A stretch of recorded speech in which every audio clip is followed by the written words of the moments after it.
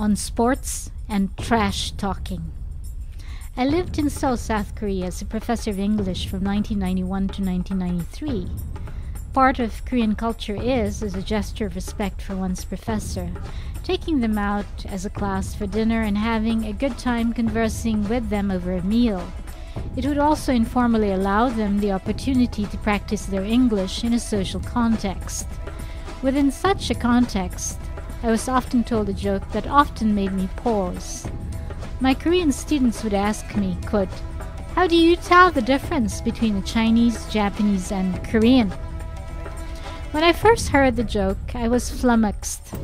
The answer gleefully delivered was they would take their hands and perform 3 different eye slant gestures. Chinese with the eye slant upwards, Japanese with the eye slant downwards, and Korean with the eye slant neutral. Everyone at the table would then laugh loudly. But the fundamental rule held. As long as it was a Korean making the joke, it was funny. Yet what is clearly at issue here is not as simple as, quote, an affectionate gesture or joke. Placed in context, the Spanish team's gesture, especially the latest one of the Spanish Tennis Federation, snapped in February just before Spain's Federation Cup match with China, is a form of trash talking.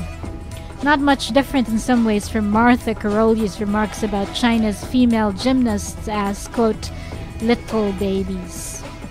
If the 2008 Olympic Games are to become more than simply a catalog of medals won and scandals burgeoning, then its athletes must understand one thing, that they are their country's ambassadors, and that in the end, real champions gain our respect not simply by the number of medals they win, but by their poise and, yes, sportsmanship, under conditions of heavy competition.